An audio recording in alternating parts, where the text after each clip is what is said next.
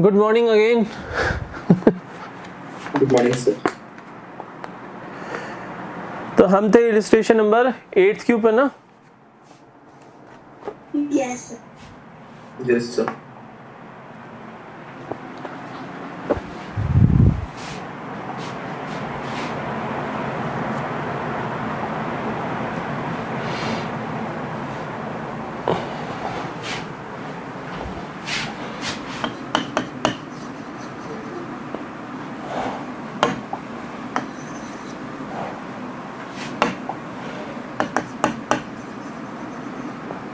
Illustration number 8।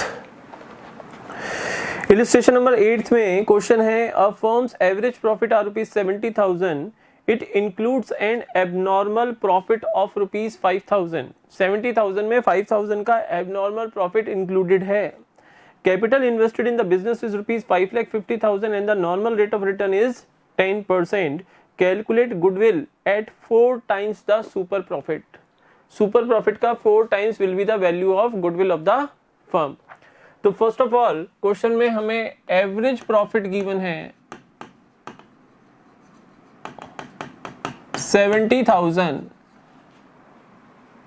अब हमें यह बता रखा है क्वेश्चन में कि इस 70,000 रुपीज के अंदर एक एबनॉर्मल प्रॉफिट इंक्लूडेड है of rupees 5,000। Clear? Yes sir. जो कैपिटल एम्प्लॉयड है बिजनेस के अंदर वो है 5,50,000। एनआरआर हमें दे रखा है 10% in the similar kind of business और सुपर गुडविल की वैल्यू होगी 4 times द सुपर प्रॉफिट। तो सबसे पहले तो ये देखो कि इस एवरेज प्रॉफिट में 5,000 के नॉर्मल प्रॉफिट्स इंक्लूडेड हैं, तो we have to calculate the actual average profit. Actual average profit will be equal to 70,000 minus 5,000 करेंगे, नॉर्मल प्रॉफिट का इफेक्ट हटाएंगे। Yes sir. तो हमारे एक्चुअल एवरेज प्रॉफिट होंगे 65,000 रुपीज। कैपिटल एम्प्लॉयड है 5,50,000 एंड एनआरआर है 10%। तो आपके हो गए normal profit is equal to capital employed 5,50,000 multiplied by 10%, that is 55,000 rupees. Clear? Yes sir. ये करने के बाद ये हो गया आपका फर्स्ट स्टेप, ये हो गया सॉल्यूशन का second step. Third step is super profit is equal to actual average profit that is 65,000 minus normal profit 55,000 is equal to 10,000 is the super profit. Step number 4, value of goodwill is equal to super profit 4 times the super profit into 4 यानी 40,000 will be the value of goodwill। बोलो clear? Yes sir. Yes sir. किसी बच्चे को कुछ पूछना है इस question में? कोई doubt? No sir. Next,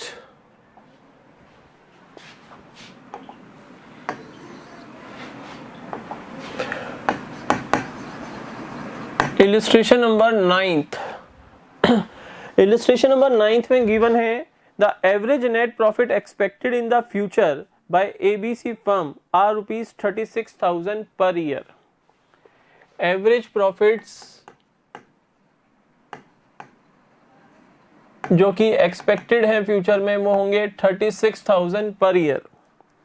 the average capital employed in the business by the firm is rupees 2 lakh। Capital employed is equal to 2 lakh rupees. The rate of return expected from capital invested in this class of business is 10%. तो ये क्या है? NRR, normal rate of return is equal to 10%. The remuneration of the partners is estimated to be 6,000 per annum. Future में partners का remuneration expected है 6000 per annum, तो ये future expectations हैं, यानी फ्यूचर में 6000 पर एनम के हमारे और एक्सपेंसेस होंगे। Yes remuneration to partners expected in future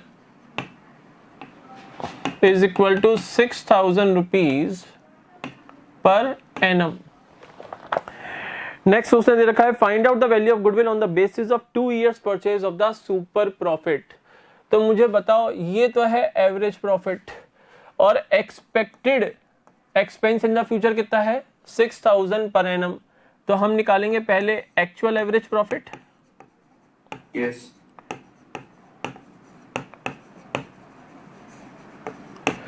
main solution मेरा यहां से स्टार्ट होता है। ये आप चीजें मेन सॉल्यूशन में नहीं लिखोगे, आपको अगर क्वेश्चन की समरी बनानी है, इसको आप रफ पेज पे जाके काम करो।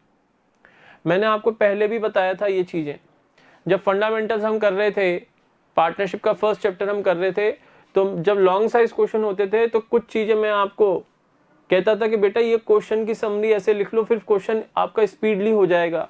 आपने क्या किया एग्जाम के अंदर, जब यूनिट टेस्ट हुए थे, आपने उस समरी को भी अपने सॉल्यूशन का पार्ट बना दिया। सॉल्यूशन का पार्ट मत बनाओ उसको आप रफ पेज पे करो। यहां से आपका सॉल्यूशन स्टार्ट होता है। Actual average profit is equal to average profit 36,000 minus expected future expenses 6000। तो आपके एक्चुअल एवरेज प्रॉफिट कितने होंगे 30,000 per annum. Clear? Yes step number second, normal profits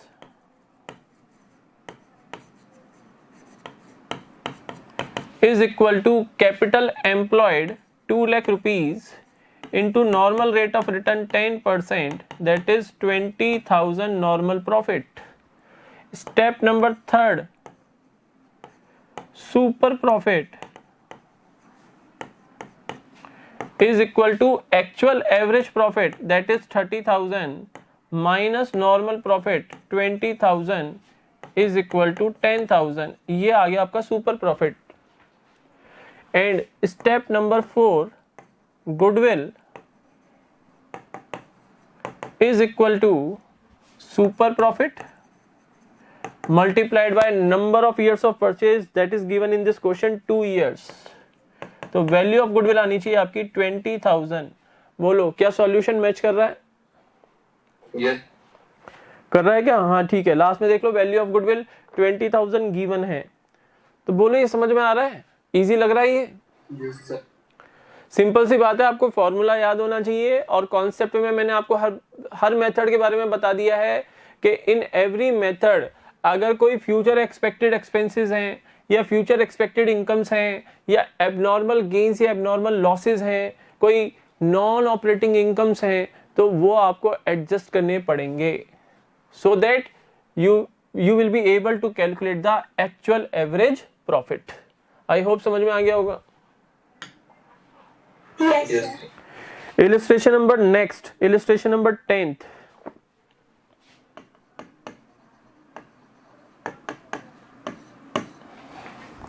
Illustration number 10th में बेटा हमें दे रखे हैं average profit of a firm during the last few years are rupees 80,000।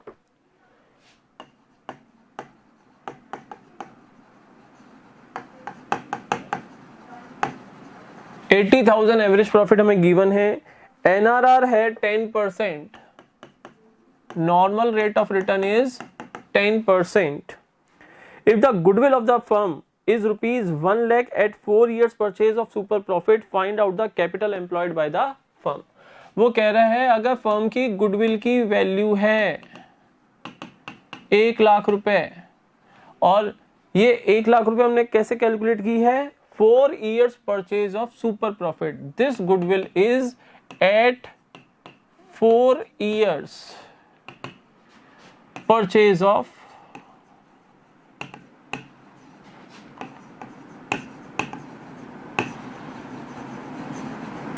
Super profits. तो हमें कैलकुलेट करना है what will be the capital employed, ये हमें कैलकुलेट करना है। क्लियर है क्वेश्चन? क्वेश्चन समझ में आया? Yes. Yes. मुझे बताओ कैपिटल एम्प्लॉयड किस चीज में यूज होता है? बेटा हम जब नॉर्मल प्रॉफिट कैलकुलेट करते हैं तब कैपिटल एम्प्लॉयड क्वेश्चन में आता है, सॉल्यूशन में हमारे, कि नॉर्मल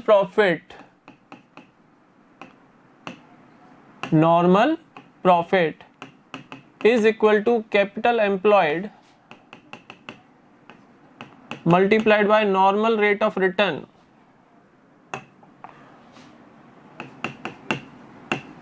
डिवाइडेड बाय 100। यही तो यूज होता है बस कैपिटल एम्प्लॉयड, और तो कहीं यूज ही नहीं होता हमारा कैपिटल एम्प्लॉयड।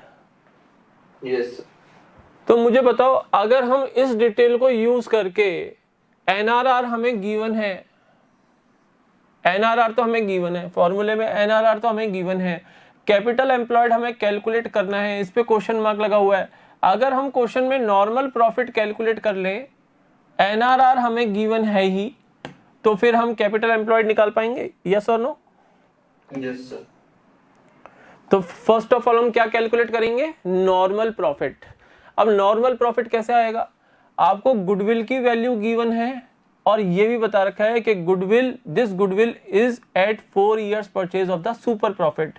तो गुडविल का फॉर्मूला लिखो, गुडविल इज इक्वल टू, यहां से आपका सॉल्यूशन स्टार्ट होता है। Goodwill is equal to super profit multiplied by number of years of purchase। गुडविल की value 1 lakh, super profit we don't know, तो सुपर प्रॉफिट एसपी लिख रहा हूं मैं, और number of years of purchase है 4। तो मुझे बताओ सुपर प्रॉफिट कितने आ गए? 1 lakh 25,000. divided by 4 is equal to 25,000 is your super profit। यहां तक क्लियर है? Yes.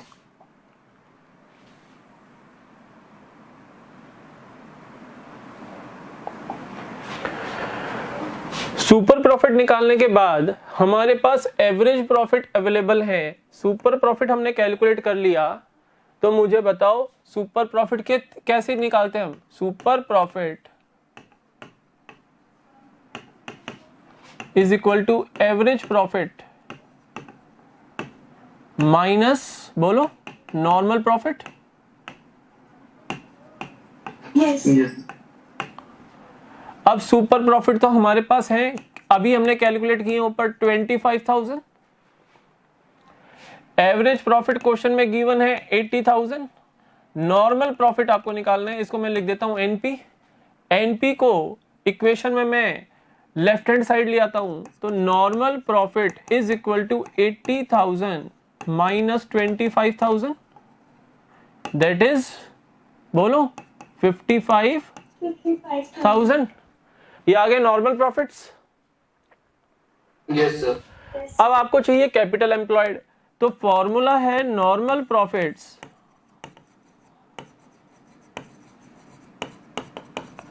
Is equal to capital employed multiplied by NRR. NRR हमें दे रखा है 10%, ठीक है ना? अब नॉर्मल प्रॉफिट्स है हमारे पास 55,000 is equal to capital employed multiplied by 10 divided by 100। तो कैपिटल एम्प्लॉयड कितना हो जाएगा? 55,000, 100 इस साइड ले आओ, multiplied by 100 divided by 10, that is 5,50,000 is your capital employed. Sir कैसे हुआ ये? अरे जीरो से जीरो कट गया, 55,000 इंटू 10, 5,50,000। बोलो समझ में आया ये? Yes. Yes, sir. तो ये मत समझना कि वैल्यूएशन ऑफ गुडविल में वो केवल गुडविल ही वैल्यूएट कराएगा। हो सकता है वो क्वेश्चन में वैल्यू ऑफ गुडविल दे दे और आपको कह दे कैपिटल एम्प्लॉयड कैलकुलेट करो, या वो कह दे कि भाई नॉर्मल प्रॉफिट कैलकुलेट करो, या फिर वो कह दे कि भाई एवरेज प्रॉफिट कैलकुलेट करो, बाकी सारी डिटेल्स दे दे। तो ये चीजें आपको सीखनी पड़ेंगी इस टाइप के क्वेश्चंस आप करके देखोगे। हो गया हमारा इलिस्ट्रेशन नंबर 10th। आओ इलिस्ट्रेशन नंबर करें 11th।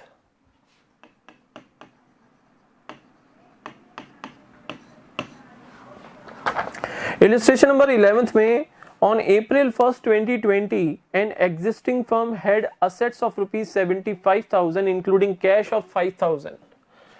Value of assets is equal to 75,000 और इस 75,000 में कैश इंक्लूडेड है, इंक्लूडेड कैश ऑफ रुपीज कितना 5,000। Clear? The partners capital account showed a balance of rupees 60,000 and reserve constituted the rest। वो कह रहा है कि पार्टनर्स कैपिटल अकाउंट्स में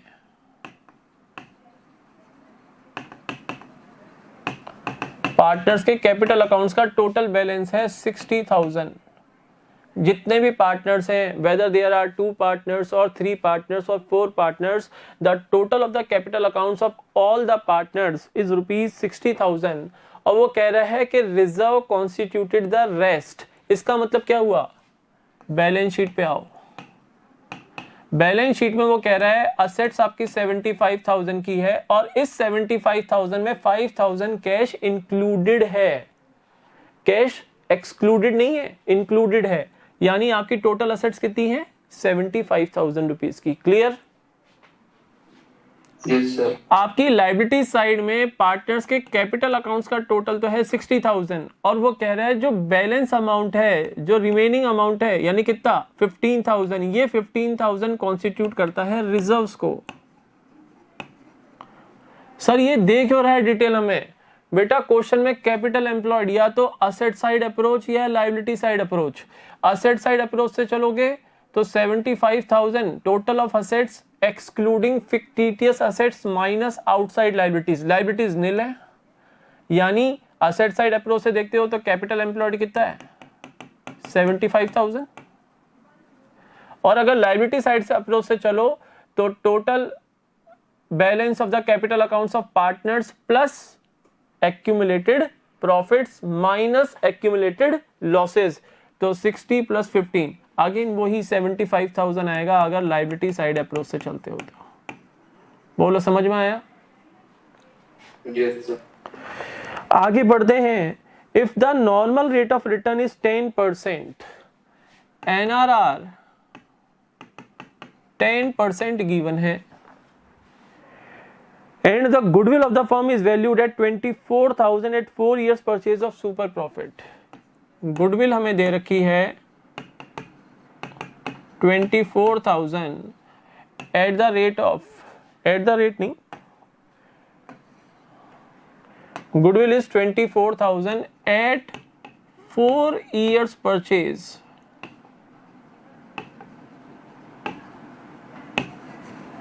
of सुपर प्रॉफिट्स। हमें कैलकुलेट क्या करना है? Find the average profit of the firm. Previous question में हमें कैलकुलेट करना था capital employed and in this question we have to calculate the average profit. तो सबसे पहले जो आपको चीज कैलकुलेट करनी है एवरेज प्रॉफिट, वो सुपर प्रॉफिट मेथड में किस फॉर्मूले में यूज होता है? बेटा जब हम सुपर प्रॉफिट कैलकुलेट करते हैं तो super profit is equal to होता है एवरेज प्रॉफिट माइनस बोलो नॉर्मल प्रॉफिट। बस इसी जगह हमारा एवरेज प्रॉफिट काम आता है, उसके अलावा तो सुपर प्रॉफिट मेथड में कहीं एवरेज प्रॉफिट काम नहीं आता हमारा। तो अगर हम क्वेश्चन में एक तो कैलकुलेट कर लें सुपर प्रॉफिट और दूसरी चीज कैलकुलेट कर लें, एक तो ये और एक ये नॉर्मल प्रॉफिट कैलकुलेट कर लें, तो बताओ एवरेज प्रॉफिट फाइंड आउट कर पाओगे? Yes sir. Yes. Average profit क्या हो जाएगा? Super profit plus normal profit. Normal profit को हम इक्वेशन में लेफ्ट हैंड साइड में ले आएंगे तो प्लस हो जाएगा वो। क्लियर? यस। Yes, sir. तो सबसे पहले हम कैलकुलेट करते हैं सुपर प्रॉफिट। देखो गुडविल की वैल्यू है 24,000, तो goodwill 24,000 is equal to goodwill is equal to super profit number of years of purchase 4. तो super profits is equal to 24,000 divided by 4 यानी 6,000. ये तो आ गया आपके सुपर प्रॉफिट्स. बोलो. Yes. Yes. उसके बाद कैपिटल एम्प्लॉयड हम ऑलरेडी कैलकुलेट कर चुके हैं. कैपिटल एम्प्लॉयड क्योंकि क्वेश्चन में डायरेक्ट गिवन नहीं है तो अब आप देख लो कौन सी अप्रोच लगानी है आपको. अगर आप असेट साइड अप्रोच से जाओगे तो 75,000 माइनस आउटसाइड लायबिलिटी 0, तो कैपिटल एम्प्लॉयड इज 75,000. और अगर आप लायबिलिटी साइड अप्रोच से जाते हो तो total of balances of capital accounts of partners plus reserves and surplus कितना होता है 75,000. तो कैपिटल एम्प्लॉयड आप कैलकुलेट करके दिखाओगे क्वेश्चन में 75,000 आएगा. ठीक है ना. ये हम ऑलरेडी डिस्कस कर चुके हैं इसलिए मैंने डायरेक्ट लिख दिया 75,000. Step number 3, normal profits